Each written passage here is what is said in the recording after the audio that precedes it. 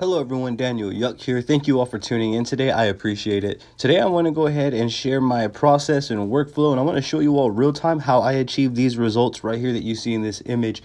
I'm going to go ahead and show you all how I approach pepper, whip, stipple shading, whatever you want to call this style of shading. I'm going to go ahead and share with you all real time and try and shed my logic and thought process on my approach to achieve these results. So let's go ahead and dive into it. Okay, so this is not by any means right or wrong. This is just simply the way that I'm going about achieving these results. So as you can see, I'm actually moistening the skin there. I put way too much ointment, so I took a lot of it off. Now, as I'm beginning, I am using my CNC Q2 along with the WX2 wireless power supply. I'm running at around 5.2 volts if I remember correctly, and I am using a Stigma bug pin 3-round liner for this right here. Now, as you can see, I have my left hand and my right hand. I'm using the palm of my right and my fingers and the palm of my left to get a good stretch on the skin.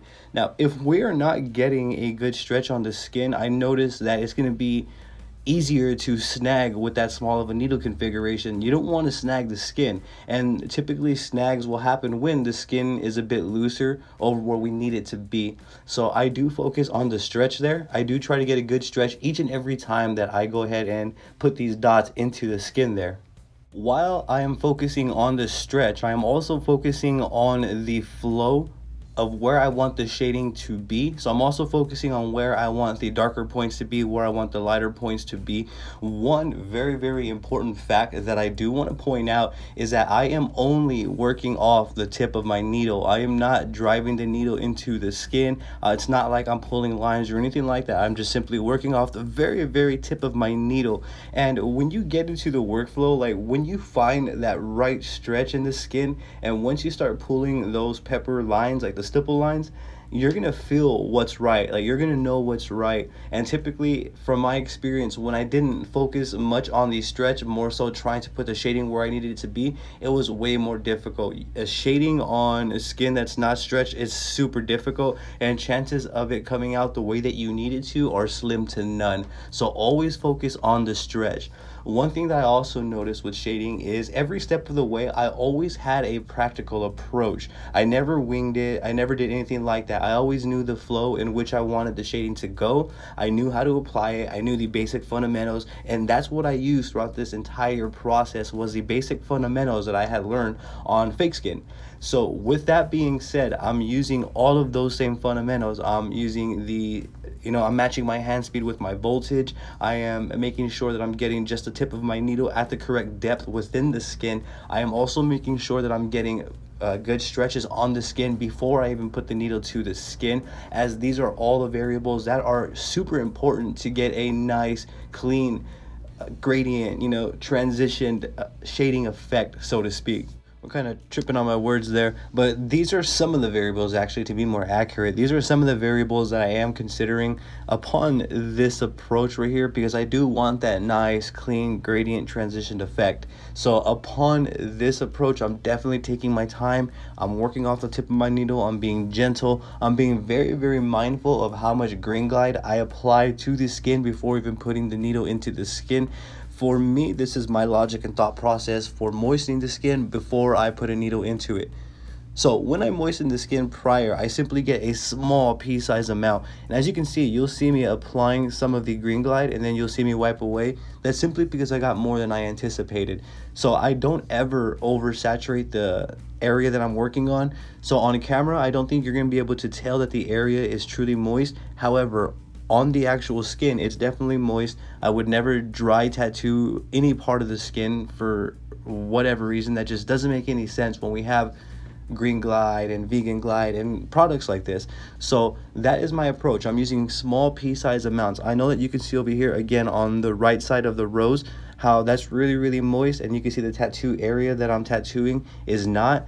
Now, the reason why I only keep the area that I'm working on with the actual needle a certain level, I guess, of moisture is because I don't need that buildup collecting in my needle. I do use dip cups to clean that out. However, this problem can be avoided by simply applying a correct proportion to the area that you're working on, and by doing that is getting pea-sized amounts, because you can always add more green glide if you need to, but you know, if you add too much, you're gonna have to wipe away and kind of start over again. But you get my drift. So I'm always conscious about how much green glide I am applying, just so that way that doesn't affect my needle or the workflow that I'm about to apply, like the shading or the lines. I don't want it to have any adverse effects or allow me to see the line a little bit differently than I normally would have had it not been so saturated. So by the end of this video, I would have touched base on all the variables and aspects that I consider upon tattooing. As you can see, I am using a bigger glove than what's better for my hand, but I don't mind that. This is a very heavy duty glove, so it didn't really have any effect on my performance. I didn't mind it. Some people, it may bother some of you all, and I apologize if it does. I personally love the color. I love the heavy dutiness of them, so I'm gonna go ahead and use them till further notice. Moving front though, as you can see here, I am working off the tip of the needle, and it doesn't, you can feel it. So like when you have the perfect stretch, I'm using the left palm of my hand, the right palm of my hand, and I'm also using the left fingers, my thumb and my index, to stretch the skin as much as I can accordingly. And when I'm doing that and I start pulling these stipple lines, you can feel the lines in play. Like you can go ahead and feel that sweet spot, and that goes back to knowing where the dermis is. So you're going to be able to know when you're getting into the correct spot.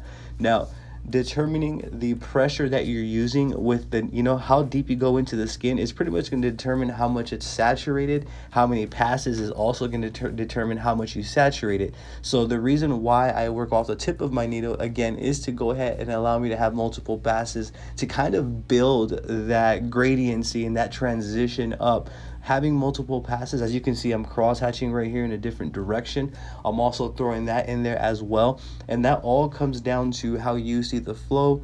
You have to have the correct, I guess, approach, the correct level of confidence, on top of that the correct application to be able to shade, I guess, like this on skin. However, I'm not saying again that this is right or wrong. This is just simply my approach. This goes back to me practicing and developing the skill sets on fake skin. Had I not done that, I wouldn't have been equipped to do what I'm doing in this video, let alone share the process with you all. So with that being said, as you can see right here, we have a close-up, and we moved on to another section of the rose. This is actually a good point, because I feel that knowing when to stop on a, I guess, a level of gradiency is very, very important. Knowing when you want to move on to the next section is very, very important.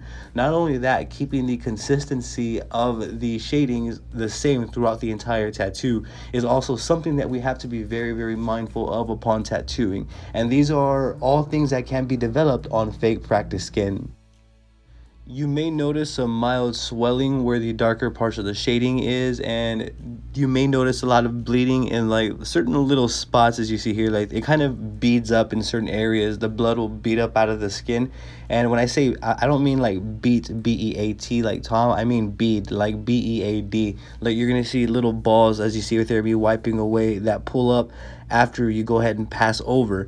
Now these are indications that the ink is getting into the skin. The swelling is an indication that the certain part that's swelling is getting saturated with the ink. However, this is where we need to be very, very careful, because if you're not reading this correctly, you can go ahead and think that this specific skin type may have a few more passes than it actually does. So this also goes back to having that confidence and technicality upon your approach. You need to make sure that you have that level of confidence. You need to make sure that you know what you're doing, that you're not winging it. You need to know your A to B, exactly what you need to do, so that way you need to do it. The only thing that should be kind of winged is stretching of the skin, I feel, and how you place your arm to go ahead and, you know, pull whatever line that you need.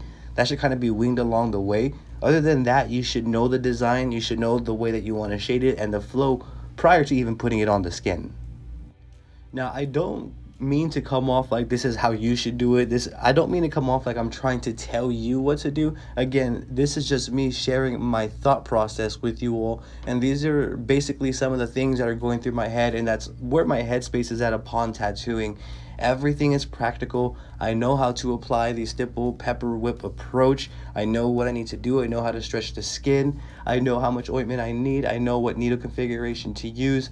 I'm very, very comfortable with doing so. So that all adds up to a certain level of confidence. And that's kind of what I am trying to get across. I don't mean to, make you feel like this is how you have to do it. This is the only way that you should be doing it. By any means, I am not trying to do that. As we all know, that would not be accurate, because this is art. It is fully subjective. Again, though, I am going to go ahead and share my thought process with you all. So please keep in mind that I don't mean to sound like I'm telling you specifically what to do. I'm just basically thinking out loud, and this is me speaking to myself and, kind of planning it out how this tattoo is going to be done, so to speak. So I'm trying to go ahead and share my thought process with you all, which is rather difficult. It's more difficult than I thought it'd be, but we're getting through this. So as you can see right here, though, I'm following the form of this specific part of the rose, and I'm using a cross hatching method. And again, I am only just using the very, very tips of my needles. I'm not being abrasive. There's not really much that we can see right here because of the angle that I'm working at. But I needed to go ahead and make that little part a little bit more gradient. So again, what I'm doing is fully subjective. Where I'm putting the shading is fully subjective. Everyone's going to put shading in different spots, which is basically a part of the art. Everyone's going to see things differently, which is also what makes this art beautiful. Now, with that being said, though, again, this goes back to having my practical approach. Every step of the way, I went, I kind of worked my way around. As you can see, the outline was done first, that healed up, and then the shading was applied. So with this approach, it allowed me to take my time and be a lot more easy with where I wanted to put the shading, as opposed to having the lines fresh and the lines kind of swelled already. The client may have been in more pain applying the pepper shading, because the pepper shading does kind of hurt. I actually tattooed myself too with the pepper shading style and everything that I share with you all, and it definitely does hurt. So for me specific, if a person is very intolerable of pain, I would have just done the outline in one day, and then I would have had them come back and then done the shading. However, everyone's different. You could have done it all in one day. Most people would do it all in one day. I think for me, I can do it all in one day. It would all just come down to the person that I'm tattooing. If they didn't want to do it all in one day, I am 110% okay with that. That is okay. We can go ahead and schedule for another day, so that way the shading can get done. Remember, every spot specific on the body hurts differently as well, which is also something that I always consider upon tattooing. But for this, we're going to go ahead and stick to this pepper approach. We'll go ahead and get to, different hurting spots later on as well. I'll make videos on that. But for now, we're going to go ahead and worry about the pepper, whip, and stipple approach. And as you can see right here, I'm kind of whipping out in my direction here. And you can see where I want the darker parts to be is basically where I always tend to start. So where I want the dark parts to start is where I'm going to start, and then I'm going to whip out to where I want the lighter parts to be, is basically how I'm approaching this shading right here. Also, I want to go ahead and touch base on the ointment. Now that you can see where the green glide is actually sitting, if you can visibly see the ointment like that on the area that you're working on, chances are we may have a little too much ointment. Again, we don't need a lot. Like, we don't need to blotch it on there. It can be a small, thin layer, as long as the skin is not dry. That's the idea. Everyone's going to be different. Some people may tend to have more dry skin than others, so therefore you may need to use a little bit more, but you should compensate as needed. So be very, very mindful of how much ointment that you are applying. Be very, very mindful of that, because as you can see right there, I grabbed it with the bottom of my hand or my finger, and I just apply it, and even though it looks like there's nothing on there, there may be a little bit too much, so I'll wipe away prior, or I'll dab it to remove a lot of it, because we only need a little bit. And as you can see though, right here, I'm following this form, and I'm also just really taking my time, and I'm making sure that I'm getting a stretch each and every time I put the needle into the skin. I think stretching is also very important, giving you that canvas, giving you that stretch area to work with, and having the A to B figured out, meaning like, knowing which way that you're gonna flow is key as well to pulling and creating fluid motions and fluid saturations and gradiencies and transitions. I feel that's just for me. Like, when I'm tattooing, I always make sure that I'm comfortable. I don't like to have people, like when I'm doing arm tattoos, I don't like to have them on an armrest and then have my elbows floating in the air. I need to be able to have everything like on a table, to where I can, put my elbows down on the table, to where I can fully be stable enough to pull lines and everything, and it's going to vary. So for me, I'm always looking for my own comfort as well. Upon this entire tattoo process, I was making sure that I was comfortable, and there was a lot of awkward angles where I would kind of have my elbow in the face of the client there, you know, to go ahead and get to some areas to go ahead and whip certain directions because of the camera and the light over and everything. So it gets tricky after a while, so it's very, very difficult. But you always want to make sure that you are comfortable in the way and in the direction that you are flowing. So always make sure that you know the direction that you want to flow in. You know, make sure that you're comfortable before you even start pulling those lines, because if you're not, then we're going to end up with a bunch of squigglies, you know, all of that, and that's not what we want. We want to be able to have fluid motions, and we want the shading to look fluid. We want it to look cohesive. We want it to read well. And in order to do that, our own tattooing comfortability comes into play. That's also another variable to consider, and that's basically what I'm trying to touch base on, is your comfortability upon tattooing. That is super important. Me now, the more experience that I gain, I understand that I'm not really I don't mind putting myself in awkward angles, or you know, having the client sit in awkward positions for my comfortability, because I need, as a tattooist, this is just me, this is my approach. People may disagree with this, but me personally, I want to make sure that each and every line that I pull, each and every dot that I put in, I want to make sure that I mean it and that it's supposed to be there. And in order for me to do that, I need to be comfortable to my liking, to what's best for me. Now remember, the client's only going to have to do this temporarily. Sitting uncomfortable, or you know, if they have to sit uncomfortably, say for 3 to 4 hours, you go and take breaks in between, let them stretch, whatever you have to do. But I think our comfortability as tattooists is something that we don't talk about often, and I think that that has a lot to do with the overall look of the tattoo. So if you're not comfortable, if you're not stable, find out how you can be and get there.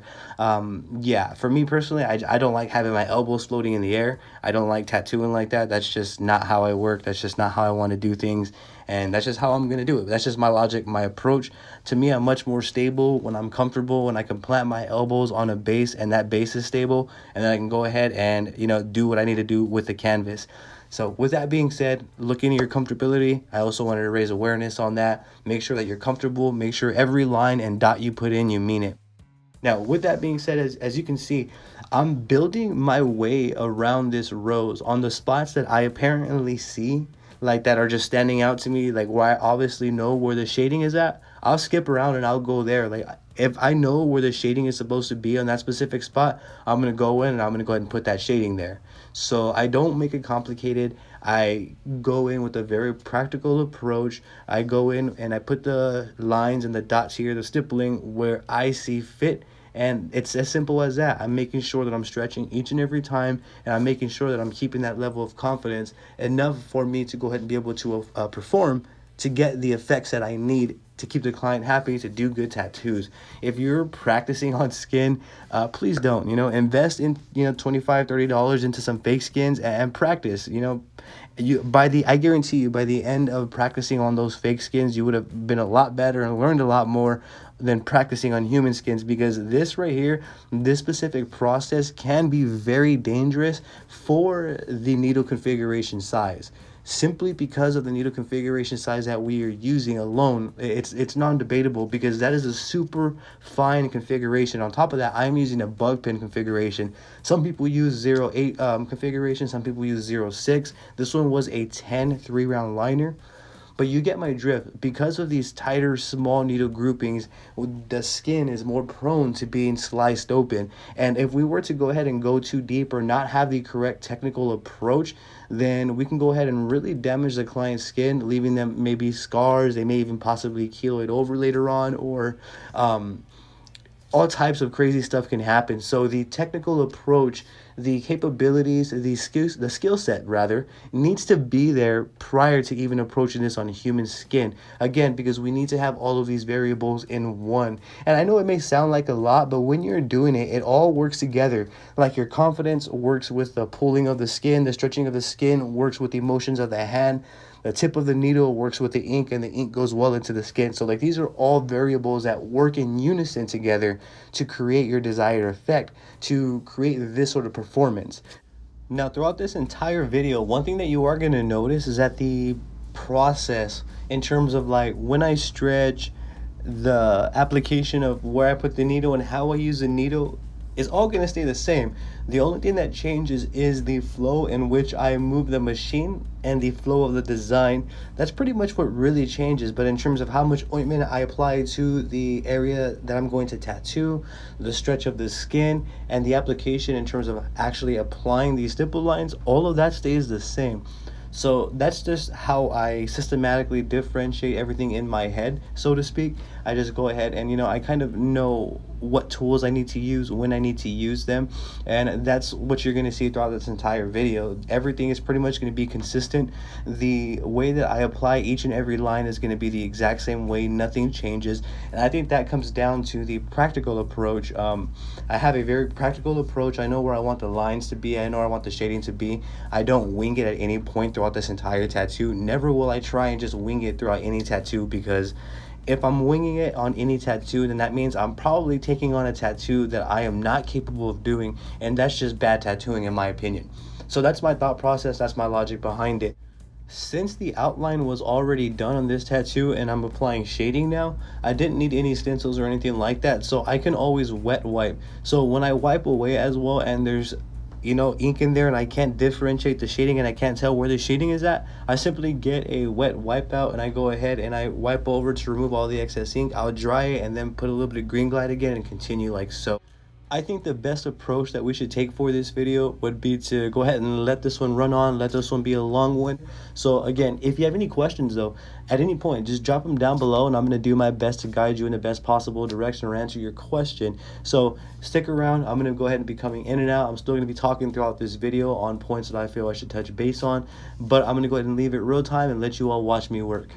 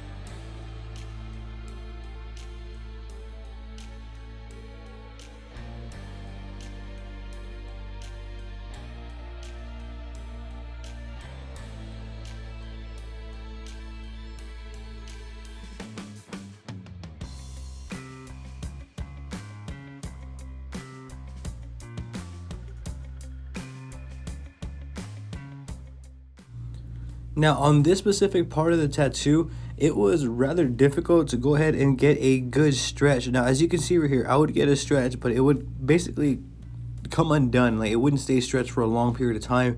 And you're gonna see as I would put the needle in on the part that wasn't fully stretched, the ink didn't grab to the skin. So this is basically where the damage comes into play, or this is one way that damage could come into play, where you're not stretching the skin enough, you're going to be snagging it, or you're going to be going too deep into the skin. You're going to be, you know, putting more depth than you thought you needed because of the lack of stretch. So I felt like I should touch base on that. You saw that right there real time. I kind of struggled with stretching that part to get the ink where I needed it to get. If that happens, simply reset, restretch, do a little piece, and then do it over and over until you're done with that specific part. That's how I would approach it. That's the best way to go about it. For me, that's probably the most practical way to approach something like that. But you all can see right there, I had a little bit of trouble with shading that part, but that's how I handled it. As you can see right here in this video, I get a, I guess, more appropriate stretch upon applying the tattoo in this area right here. Now, I feel I could have gone ahead and maybe got a little bit tighter of a stretch, but this stretch is still good, as I can go ahead and get the ink where I need it to get to. I can go ahead and build up as I need to build up. Stretching is very, very important, and I wanted to bring you all up close looks at basically what it looks like when it's not stretched, what it looks like when it is stretched right. And again, I want to just try and touch base on as much as I can for you all to kind of inform you all, so that way you could be better equipped upon your tattooing journey. So I am following the form right here. I will make a full in-depth video and show you all how I follow form, but for this video I'm going to go ahead and stick to the pepper shading part of this. Now I went ahead and I used a WipeOutz, and I'm saturating it with green soap and water, the solution that I created, and I also made a video on that for you all. I'm wiping away all the excess ink, as you all can see right here, and I'm simply removing it. As I get further along in the tattoo, the skin becomes a bit more tender, so dry wiping I really want to be conscious of. I don't want to over dry wipe when I don't need to. Anytime that I can wipe away, I'm going to go ahead and wipe away wet, as you all can see right here, which is a bit more comforting for the client, which is not so abrasive. However, the WipeOutz shop wipes that I use, they're designed for tattooing. They're really, really great. They're soft wipes. I do love them, but still, if I can go ahead and provide a bit more comfort upon wiping, I am going to go ahead and do so. So as you all can see right here, though, the tattoo is developing. We're taking our time. We're putting the shading where we feel like we should put it, and it is coming out. Again, I am sticking to the fundamentals that I learned on the fake skin, and I really can't exhaust that enough. Like, that's really what this is. This is just the amount of practice and development that one would put in to go ahead and achieve the desired results. So that's why I encourage you all to buy fake skins and practice. I can go ahead and link you all to fake skins should you have any questions on that as well, which I also covered in a few videos on my YouTube channel. But yeah, here we go. I'm basically going ahead and I'm layering more dots over this specific part of the rose to get the desired effect that I am looking for. And again, I'm getting that stretch on there, and I'm using just the tip of my needle still. Now for this specific tattoo, I did use a different variants of inks. I did have 2 caps of straight black. I had 4 caps, and each cap basically had 25% difference. So one was about 80%, the next was about 40, the next was about 25, and then the next cap was about 10%, if that makes sense in terms of gradiency. So like the first cap was full to about maybe 75%. The second cap was full to about 50, the third cap was full to about 35, and the last cap was full to about 15%, if that makes sense.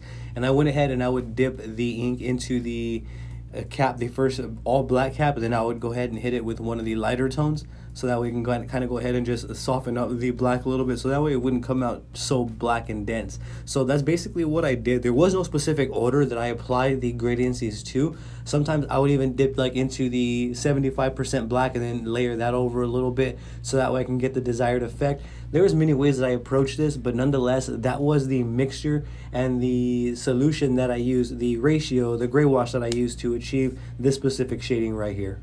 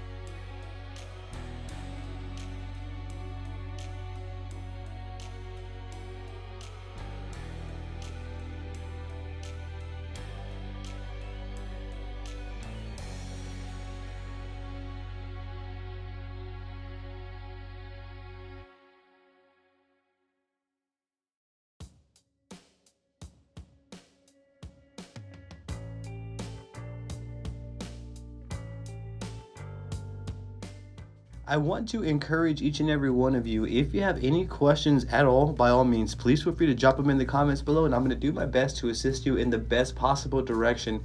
So don't hesitate, don't hold back. If you have any questions, feel free to reach out to me.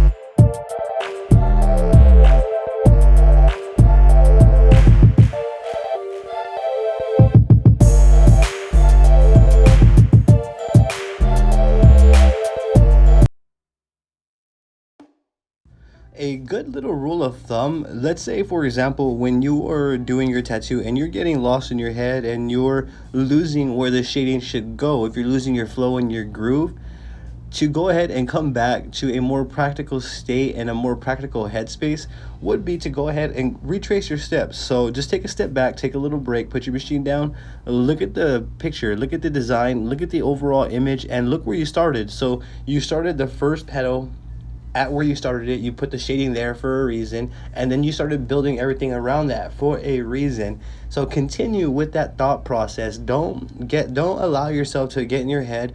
Don't allow yourself to get psyched out. This may be tailored more towards to beginners. I mean, as we advance and as we get used to tattooing, this would essentially just fade away.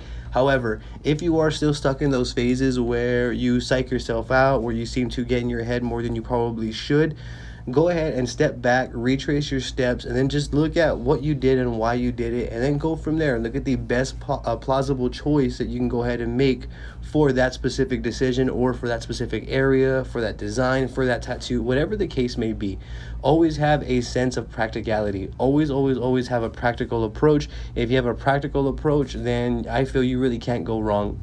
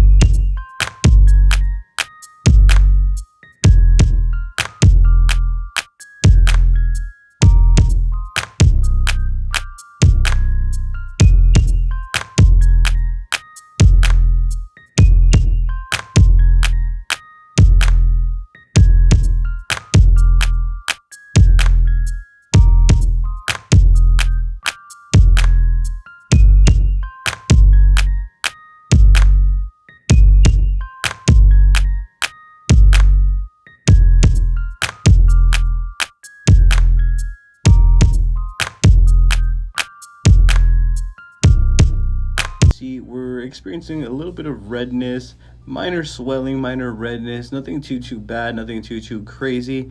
Now again, this is, I feel, doing it in a more correct manner. I don't know the results of, doing this and actually scratching people or snagging their skin constantly. I don't know what that would necessarily look like, nor am I trying to show you all what that would look like, because I would feel like I am encouraging that sort of tattooing. I wouldn't want somebody to look at that video or something like that and think that that is the correct way to approach this, which is why I am making this video and allowing it to be here real time for you all, so that way you all can actually take a look with me, look at the process, look at how I do things and stuff like that. Now, as I'm looking at everything, I'm just looking at it, reading the skin, making sure that we're okay. Being mindful of where I am seeing the swelling. I'm being mindful of where I want to move next. I'm taking my time. I am not in any rush, nor is the client. Never ever rush. If your client is in a rush, I would more than likely tell them, hey, I can't work under a rushing circumstance, so I would have to reschedule or something to this extent. Never ever rush the tattoo. As you can see, I'm literally taking my time. I am engaging with the client. I'm asking them if they are comfortable, their level of discomfort. I'm constantly asking them, making sure that they are okay upon this process. So that's another variable that I consider. It's not just about the application. There's a variable to consider about the client as well.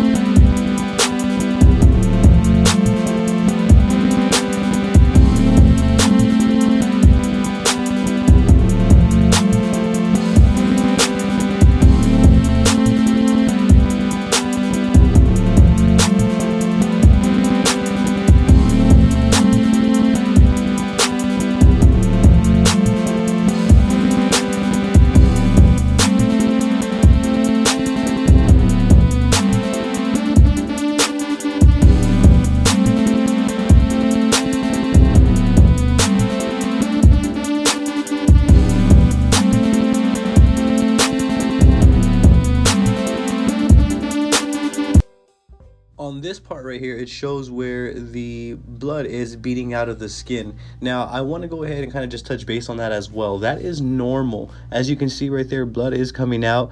I think that there's a fine balance. You have to know what's normal and what's not. So let's say the skin's swelling and it has like abnormal textures to it or something like that, then that's probably not normal.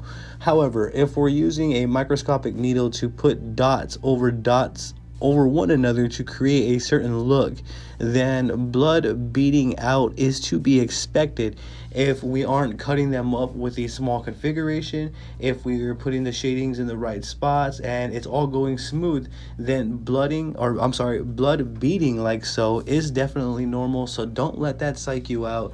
It is going to happen. You're going to see it probably happen through every part of this tattoo. So I just want to go and point that out, that that is normal. It does do that. Just be mindful. Make sure that we aren't slicing people. Make sure that you have the capabilities before we even go into this sort of realm here. But I just wanted to go ahead and touch base on that and let you all know that blood beating out like so is definitely normal. It's probably going to happen on every tattoo. It shouldn't be excessive. It should not be excessive, but mild blood is normal, I would say. But there you all have it. I just wanted to let you all know, for those who may have been concerned or worried about that, that's what it looks like.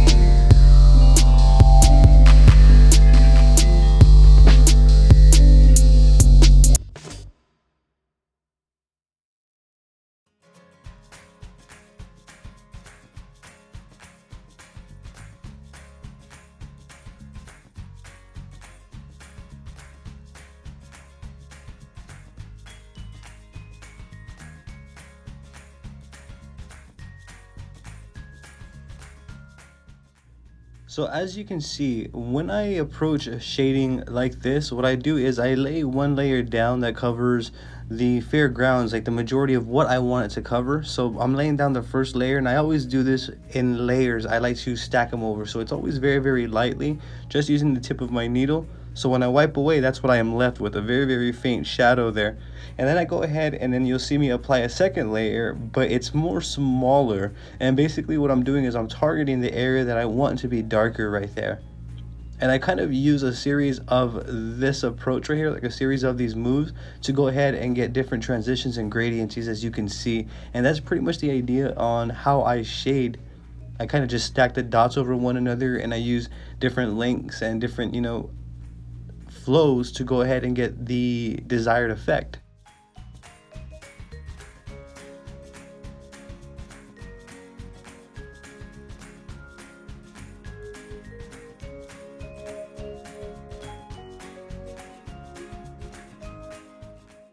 I know I had previously stated that the other part was the hardest part of the tattoo, but now that I'm looking at it, I remember this was difficult. This part right here, I had to actually try out a few different spots to find a good flow and to get a good stretch at the same time. This was the hardest part, the spot that was closest to the knee, because there's an area where the thigh caves into the knee, and that was the area where this petal of this rose kind of fell on. So it was kind of tough for me to get a good stretch, to find a comfortable spot for me to be able to get the ink in there. And this right here can go ahead and show you the importance of having a little patience throughout the process, enough to go the extra mile to figure out a much more comfortable route to take. I can't exaggerate that enough. As you all saw, right when I was about to put the ink in, I wasn't comfortable, so I went ahead and I switched. Second try didn't work, and I found a position that was comfortable for me to be able to do this correctly, accurately. And you all saw that real time on the camera. I just wanted to go ahead and point that out. Don't be afraid to try different positionings and really get comfortable. And you can go ahead and be transparent with your client. Let them know that you may get in an awkward angle if you happen to be in their space. Like, for example, on this tattoo, when I was doing the tattoo, there was a specific part of the tattoo where my elbow was kind of like right in the face of the client, and I just apologized to them. I told them that I'm gonna have to be in this awkward angle while I go ahead and get this specific part of the tattoo done, so that way I can get it done with precision. And they were really understanding. They didn't seem to mind at all. So I think if you're real transparent with your client and you let them know what you're doing and why you're doing it, then there won't be any issues at all, because they know this is what it takes. For me specific, when I'm doing these tattoos, I really get on my client. Like, I hold them down if they're a little bit moving, like, or if their nerves tend to jerk, because there's been clients where I'll tattoo and they'll like randomly jerk. So I'll go ahead and, you know, really be on my client and apply pressure down, so that way when I'm pulling these lines, I can go ahead and be comfortable, and I can pull these lines with precision and minimizing any sort of risks or damage that could have possibly been done just by going the extra step to get comfortable.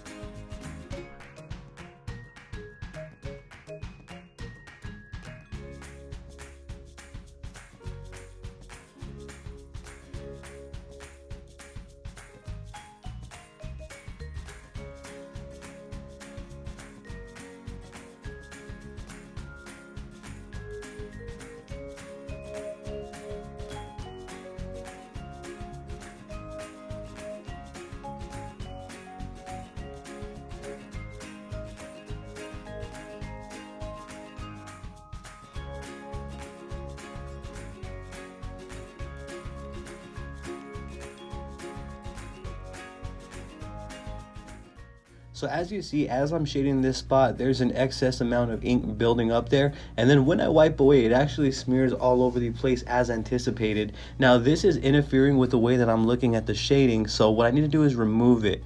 So when I go ahead and do that is I get a wipeout, and I'll typically place it over the tattoo, and then I'll go ahead and spray it with the green soap solution, as you see right here. Then I'll go ahead and calmly wipe away. Now, if your stencil is not done, if you still have purple and you still have stencil available to you, don't wet wipe, as it will wipe the stencil away. So I don't recommend doing this. I only recommend doing this if the client got the outline and then they came back for shading in another session. Then wet wiping is 110% acceptable. However, if the stencil is still on and we have not completed the stencil, then don't wet wipe. You would want to dry wipe all the way.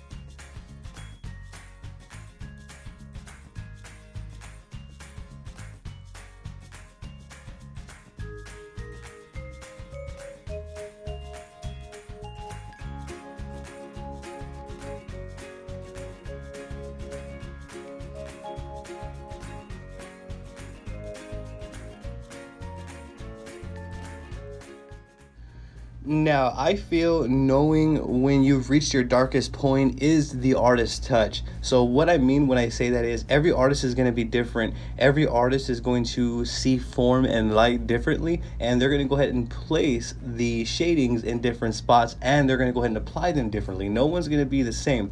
However, for me specific, when I know, or how I know when I've reached the darkest point in a shading setting, so for example, I'm working on specific parts of this petal right here, I will know by second nature. I just simply look at it and I will know, and each petal requires a different amount of passes. So it's not like I'm using some sort of system where I'm like, this petal is going to require 5 passes and it's going to be this sort of gradiency and this sort of transition. This petal is going to be another 5 passes, and every petal is going to be 5 passes. That's not really how it's working. Every petal is different. I'm doing cross hatching on some I'm not even cross hatching on. So the approach is different. So in terms of knowing when you've reached your darkest point is going to be on the artist, and it's going to be something that you develop over time.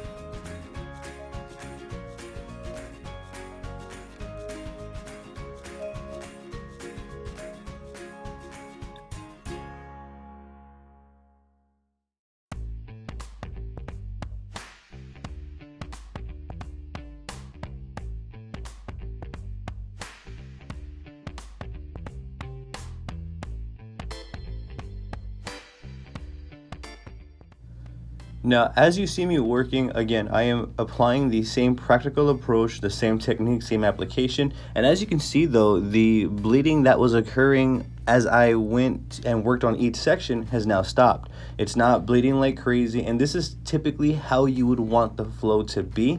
Now, people may bleed more than others. You know, some people, again, may bleed a little bit more than this person may bleed a little less than this one, and you get my drift.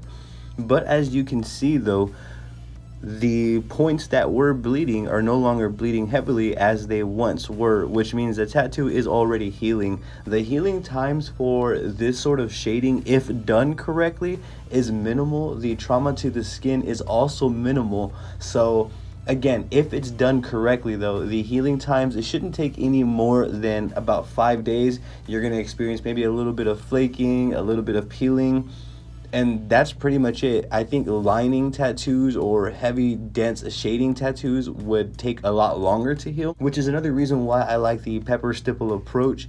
But yeah, I just want to go and point that out. As you can see though, the parts that were bleeding once at the beginning of the video are no longer bleeding right now. I just wanted to go ahead and reiterate on that for you all and point that out.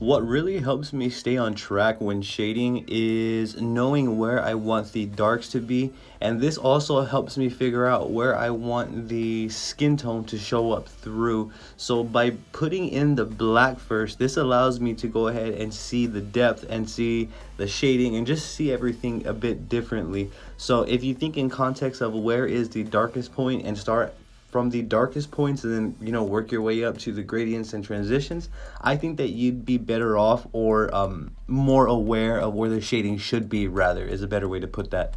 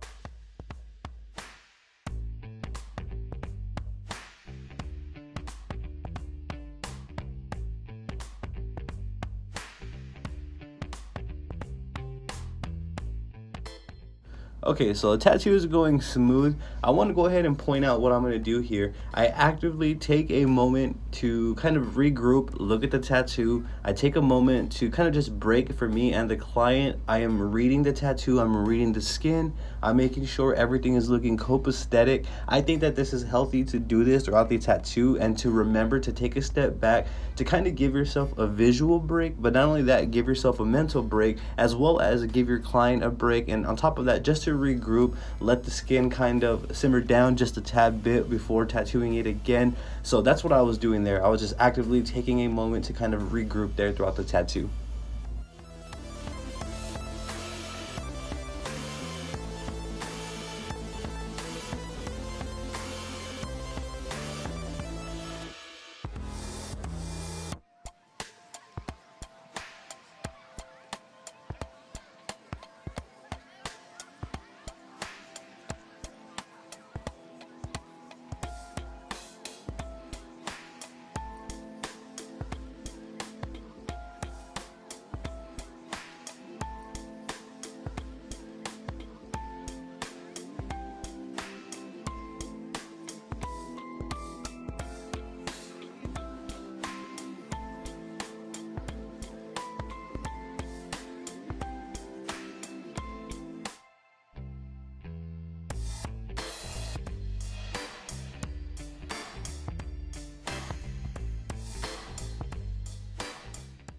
Okay, so I want to go ahead and take a moment to point out, so you've been with me every step of the way. If you're still with me on this video, if you haven't fast forward, if you're watching this video all the way through, you've seen me shade every single part. Now you've seen every single part that I've worked on beat out a little bit of blood upon working on that specific area. Now if you go ahead and look at those areas, the blood is no longer beating out. I feel that that is a healthy workflow. I feel that is kind of more or less the alleyway or the ballpark that you want to be in.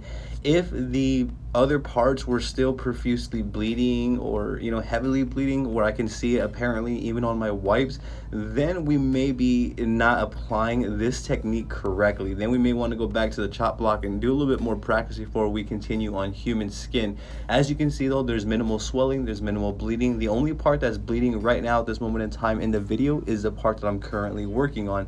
However, if we go back to the parts that I worked on just minutes ago, they are no longer doing that. So again, that's kind of where you want to keep it at. I feel that's where the ballpark should be, at least for my workflow.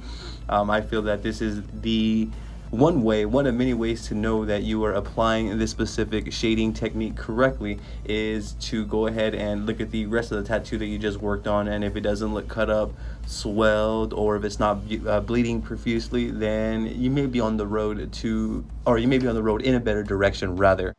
Let's go ahead and do a scenario here. Now let's say if my client was bleeding profusely, and even on all the spots that I've previously worked on recently here in this video are still bleeding, and more than likely chances are it's going to be on my end because my application or my technique may not be correct.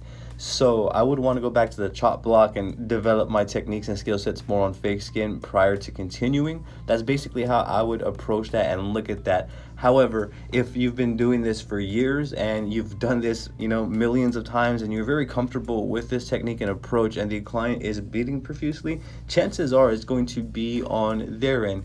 Now, with this sort of approach, if my client was, prone to bleeding more, what I would do is I would approach it just with a bit more caution. The same thing that I'm doing now, but with a, bit more care, so to speak. Not that we wouldn't apply the same amount of care on every tattoo, but someone who was more prone to bleeding, then I would make certain that I would go fewer amounts of times over the skin. If I'm lining or if I'm shading, I would definitely be more delicate, or as delicate as I possibly could, to get the job done correctly, efficiently, without harming, scabbing, scarring, cutting up the client. That's just my approach. So I just wanted to go ahead and kind of throw that situation out there. Like, some of you may be wondering, well, what would happen if the client bled a lot? There's many ways to go about it. I don't think it's anything to panic about. I think that if we approach it with a practicality, again, going back to that sense of practical approach and that sense of confidence, I think that we'd be all right.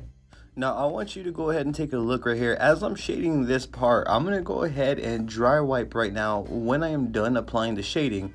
And as you can see, there is a tone of shading that's not accurate to what's actually there. So I go ahead and I wet wipe, and as you can see, the accuracy comes to light there.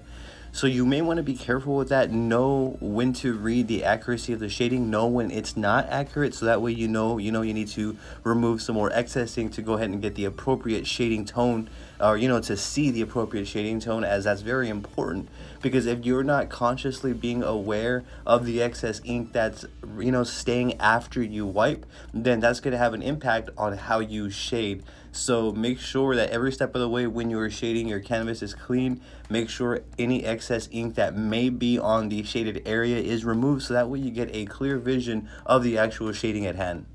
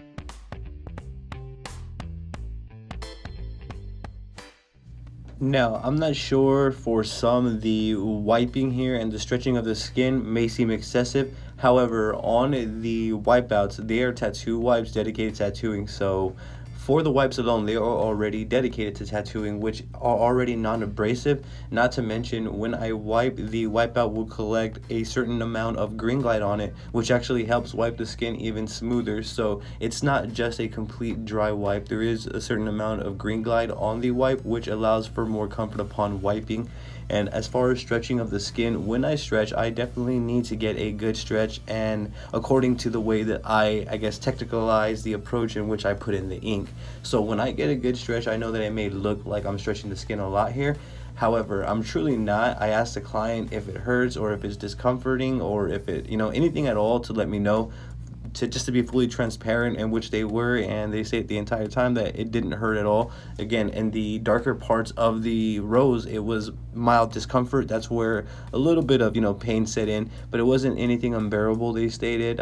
So I just wanted to go ahead and share that with you all. The approach in which I took to stretch the skin and wipe the skin seemed to be the best approach, and for the client as well, they experienced mild discomfort upon doing so.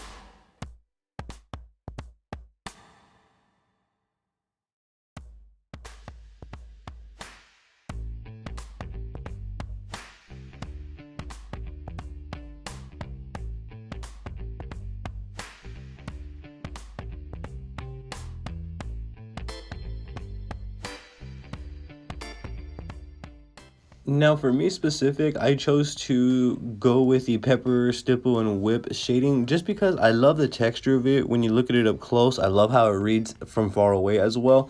But not only that, if you look at what I'm doing right here with this specific rose, I'm leaving a small amount of negative space, which is the skin tone, around that shaded area. And how I'm doing that is because of the needle configuration that I'm using, and the needle configuration that I'm using is also contributing to the texture of the tattoo. Now, I am using a Stigma bug pin 3-round liner, and I typically use a 3-round liner for pretty much every tattoo that I would shade like this, as this is the shading that I am, I guess, professionally going to want to do on all my tattoos. This is my approach. This is how I want to do it. But granted, I will go ahead and do like more soft shading and stuff as well every now and then.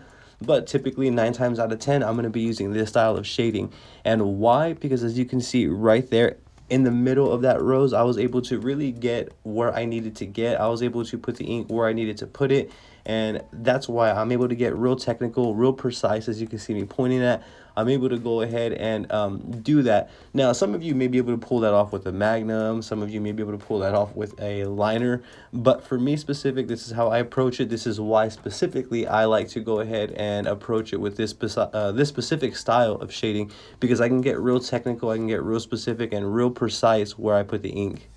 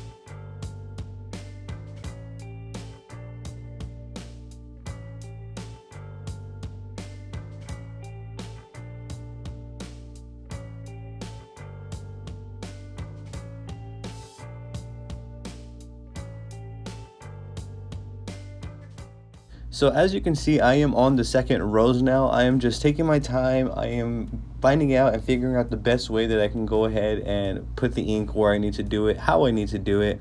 Right now, I'm just working on the gradients and transitions right here. As you all can see, I'm just simply layering those dots. I also wanted to come back and point out, you can see the swelling right there as where the darker points are around the petals. You can see how it's swelling a bit right there. So this is what you want to be conscious of. This is what you want to keep your eye for. With this small of a needle configuration, it's very, very easy to damage the skin. If you go ahead and look back at the first rose that we just shaded a little while ago, it's no longer bleeding. It looks as though the body's doing what it's doing, and it's already, you know, healing inside of that rose, or healing from the inside on that rose rather. But nonetheless, I wanted to go ahead and point out the swelling and what it looks like, as this is a better view of what swelling actually looks like upon stippling. Now, if you have any questions about that, by all means, drop it down below, and I'm going to go ahead and guide you in the best possible direction.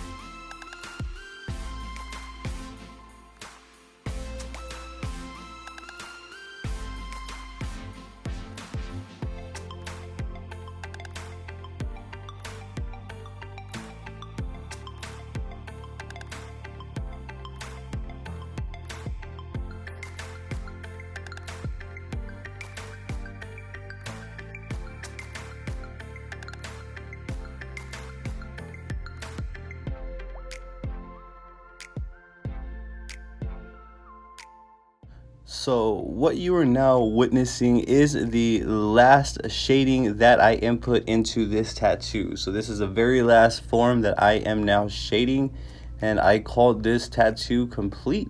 I went ahead and I left some negative space on this rose as there was a bit more detail, as you can see right here.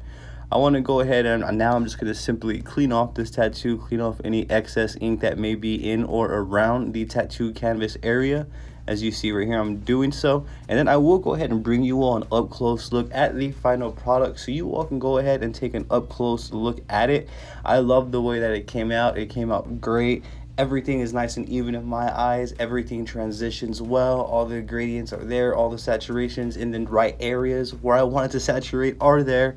I love the way this tattoo came out, and it was a lot of fun to do. Now I'm going to go ahead and bring you an up close look here at what the tattoo looks like overall. And as you can see up close, we're getting textures, we're getting nice transitions and gradients there. I love the way that this overall tattoo came out. I love the way that it reads. If you also notice, just on the top rows that has been maybe 7 minutes fresh now, finished it like 7-8 minutes ago, there's mild redness and mild swelling going on right there. But on the other two, none of that is there. There's no crazy bleeding, there's no crazy swelling or anything crazy or adverse going on like that. Everything came out smooth. Again, I love the way that this tattoo came out. It was definitely a lot of fun to do as well. Again, the mild swelling right there. Now what I would like to do is fast forward 5 days if I am correct, and I want to go ahead and show you all what the tattoo looks like. So here we are approximately 5 days later now. Before any ointment or anything was applied, I wanted to give you an accurate representation of what it looks like now. It is healing up just fine. There is no swelling, no redness, there is no cuts. Nothing adverse during the healing process. Pepper shading typically heals nice and smooth if applied correctly, as I stated. But as you all can see, that is what it looks like 5 days later. I do appreciate you tuning in this long. If you haven't, be sure to give me a follow on Facebook, Instagram, Twitter, and TikTok, all under the same name at Daniel Yuck, as I would genuinely appreciate your support. If you haven't, be sure to go ahead and hit that subscribe button and ring that bell, as I would genuinely appreciate your support. If you have any questions, feel free to comment down below, and I'm going to do my best to guide you in the best possible direction. Thank you for tuning in. You have a great day.